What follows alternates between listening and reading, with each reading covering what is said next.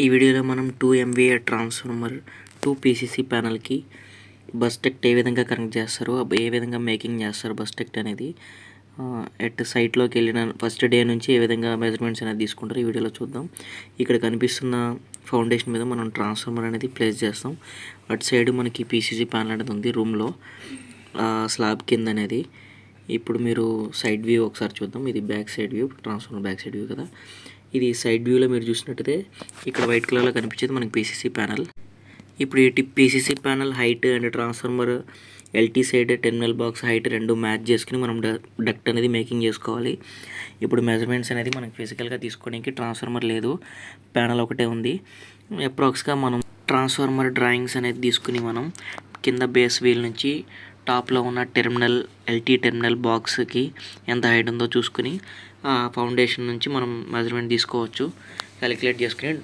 అప్పుడు మనం డక్ట్ అనేది వాటర్ లెవెల్కి మ్యాచ్ చేయాలి కాబట్టి అది స్ట్రైట్ వస్తుందా లేకపోతే కొంచెం ట్రాన్స్ఫార్మర్ మౌత్ పైన మనం LT సైడ్ మౌత్ పైన మనం అడాప్టర్ బాక్స్ చేయాలనేది డిసైడ్ చేసుకోవచ్చు. మేము డ్రాయింగ్స్ చూసిన దాని ప్రకారం అయితే డక్ట్ అయితే స్ట్రైటే వస్తుంది.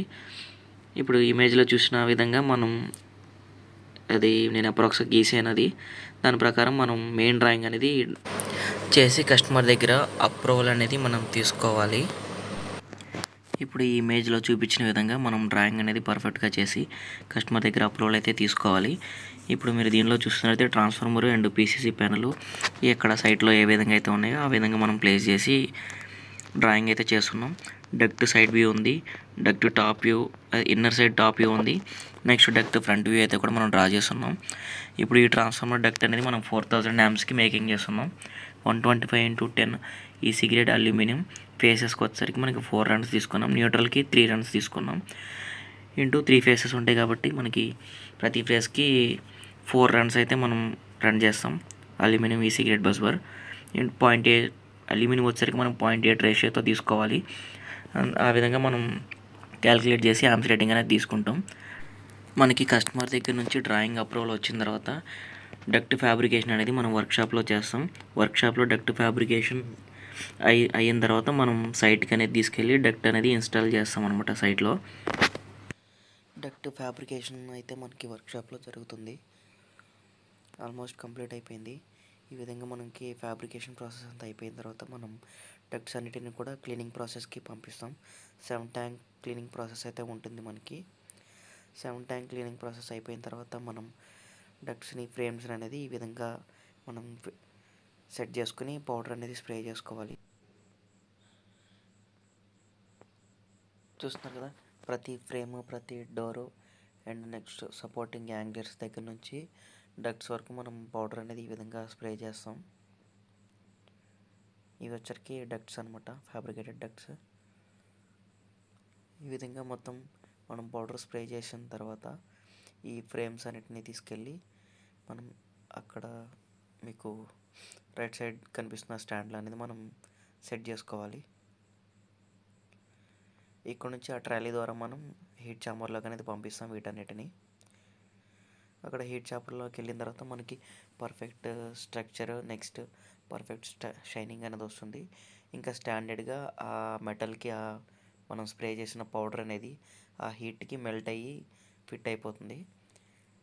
మనం నార్మల్గా చూసే స్ప్రే పెయింట్స్ కన్నా ఈ పౌడర్ కోటింగ్ అనేది ఇంకా స్ట్రాంగ్ అయితే ఉంటుంది మెటల్కి ఫిట్ అయ్యి. ఈ ప్రాసెస్ అంతా కంప్లీట్ అయిపోయిన తర్వాత మనం డక్ట్స్ని అయితే వెహికల్లో లోడ్ చేసి మనం సైట్కి అయితే తీసుకెళ్ళిపోతాం. చూస్తున్నారు కదా, హీట్ ఛాంబర్లోకి మనం 30 to 40 minutes అయితే హీట్ ఛాంబర్లో ఉంచాలి.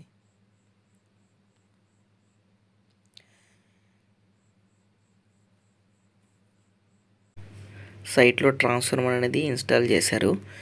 ఇప్పుడు మనం ట్రాన్స్ఫార్మర్ 2 ప్యానెల్కి ఎగ్జాక్ట్గా చూసుకున్నట్లయితే మనకి ఒక 4 inches డిఫరెన్స్ అనేది వచ్చింది.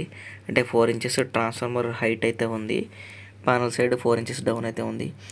మనం ఇప్పుడు డక్ట్ అనేది ఒకసారి ఫిట్టింగ్ చేసి చూద్దాం. డక్ట్ అనేది మనం ఫిట్టింగ్ చేసుకున్న తర్వాత ఇప్పుడు అడాప్టర్ బాక్స్ అనేది తీసుకున్నాం ఇక్కడ 4 inchesకి. ఎందుకంటే హైట్ వాటర్ లెవెల్కి మ్యాచ్ చేసుకోవాలి డక్ట్ అనేది. ఈ ఎండింగ్ నుంచి ఆ ఎండింగ్కి ఒకే లెవెల్ ఉండాలి కాబట్టి. ఇటు సైడ్ మీరు తీసుకున్నట్లయితే ఇది PCC ప్యానెల్ లెఫ్ట్ సైడ్ ఉన్నది, మనకి రైట్ సైడ్ ఉన్నది వచ్చరికి VFD ప్యానెల్. డక్ట్ ఎరెక్షన్ అనేది ఆల్మోస్ట్ కంప్లీట్ అయిపోయింది. అటు ఇటు ఎర్త్ ఫ్లాట్ కూడా ఫిట్టింగ్ చేసేస్తున్నాం. ఇప్పుడు లోపల ఇన్సైడ్లో మనం సపోర్టింగ్ యాంగ్లర్స్ అనేది పెడుతున్నారు. Insulator supporting anglers bus bar run చేయడానికి. ఇప్పుడు మనం చూస్తున్నట్లయితే ప్యానల్ సైడ్ కానీ ట్రాన్స్ఫార్మర్ సైడ్ కానీ డక్ట్ వెయిట్ అనేది మనకి ఉండకూడదు. అందుకని మనం సపోర్టింగ్ యాంగ్లర్స్ అనేది 2 సైడ్స్ ఈ విధంగా తీసుకున్నాం. ట్రాన్స్ఫార్మర్కి అండ్ డక్ట్కి మధ్యలో మీరు బ్లాక్ కలర్ రబ్బర్ బేలో చూస్తున్నారు కదా, అది వచ్చేసరికి ట్రాన్స్ఫార్మర్ ఫుల్ లోడ్ ఉన్నప్పుడు వైబ్రేషన్ వస్తుంది. ఆ వైబ్రేషన్ని డక్ట్కి పోకుండా అవాయిడ్ చేయడం కోసం మనం రబ్బర్ బేలో అనేది యూజ్ చేస్తున్నాం. ఇంకా ఇవి చూసుకున్నట్లయితే ట్రాన్స్ఫార్మర్ టు బస్ లోపల ఉన్న బస్ బార్కి వైబ్రేషన్ని మనం అవాయిడ్ చేయడం కోసం కాపర్ ఫ్లెక్సెస్ అనేది ట్రాన్స్ఫార్మర్ సైడ్ యూజ్ చేస్తాం. కొన్ని చోట్లయితే ప్యానల్ సైడ్ కూడా మనం కాపర్ ఫ్లెక్సెస్ యూజ్ చేస్తాం. ఇక్కడైతే మనం ఓన్లీ ట్రాన్స్ఫార్మర్ సైడ్ మాత్రమే కాపర్ ఫ్లెక్సెస్ అనేది యూజ్ చేసాం. చూస్తున్నారు కదా, ట్రాన్స్ఫార్మర్ ఎల్టీ సైడ్ అన్నమాట ఇది.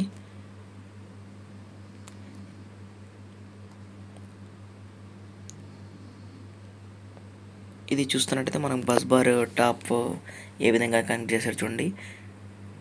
ట్రాన్స్ఫార్మర్ సైడ్ ఇది మనకి.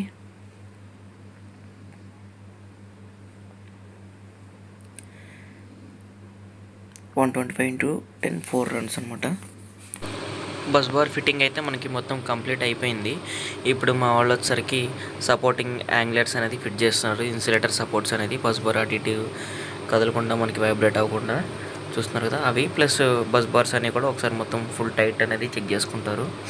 మొత్తం కంప్లీట్ అయిన తర్వాత పీసీసీ ప్యానల్ సైడ్ మనం డక్ట్ ఈ విధంగా కనెక్ట్ చేసాం. డక్ట్ విత్ బస్ బార్ పైనుంచి కనిపించిన హారిజంటల్గా వచ్చిన బస్ బార్ వచ్చేసరికి మనకి డక్ట్లోంచి వచ్చింది. నెక్స్ట్ కింద వర్టికల్గా ఉన్న బస్ బార్ వచ్చేసరికి మనకి పీసీసీ ప్యానల్ నుంచి 2 స్ట్రైట్ లెంత్ మ్యాచ్ అవ్వలేదు కాబట్టి మనం క్రాస్ బెండ్స్ అనేది తీసుకున్నాం. చూస్తున్నారు కదా, ఇంకా డక్ట్ అయితే మొత్తం కంప్లీట్ అయిపోయింది. మా వాళ్ళు ఫిట్టింగ్ అండ్ టైటింగ్ చెక్ చేసుకుంటున్నారు. ఇది మనకి లెఫ్ట్ సైడ్లో ఉన్నది పీసీసీ ప్యానల్, రైట్ సైడ్లో ఉన్నది మనకి మోటార్ కంట్రోల్ ప్యానల్ అనమాట. ఇంకా మొత్తం కంప్లీట్ అయిపోయింది. మనం డోర్స్ అన్ని క్లోజ్ చేయడానికి మనం రబ్బర్ బీడింగ్ అనేది యూజ్ చేస్తున్నాం డోర్స్కి. చూస్తున్నారుగా ఫ్రేమ్కి. ఇంకా మనం డోర్స్ కూడా ఫిట్ చేద్దాం. ఇంకా ఇప్పుడు డోర్స్ అన్ని కూడా మనం ఫిట్ చేసేసాం డక్ట్కి. చూస్తున్నారు కదా, ఇది కెనోపీ టైప్ డోర్స్ అనమాట. అంటే అవుట్డోర్ టైప్లో ఉంటుంది కాబట్టి వర్షానికి దానికి పాడకుండా ఉండడం కోసం మనం ఈ విధంగా రెడీ చేస్తాం. అవుట్డోర్ టైప్లో వర్షం వాటర్ అంతా కూడా మనకి అటు సైడ్ ఇటు సైడ్ మొత్తం కిందకి వచ్చేస్తాయి. మనం అవుట్డోర్ డక్ట్ ఎప్పుడు కూడా జే షీట్లో మేకింగ్ చేస్తాం అనమాట, సిఆర్సీ ఐరన్ కాకుండా. ఇదైతే మనకి మొత్తం కంప్లీట్ అయిపోయింది డక్ట్ అనేది. ఇప్పుడు మనం సప్లై అనేది చార్జ్ చేద్దాం. ఇప్పుడు ట్రాన్స్ఫార్మర్కి మనం 33 kV ఇన్పుట్ అనేది ఇస్తాం. అవుట్పుట్ వచ్చేసరికి 433 వస్తుంది మనకి.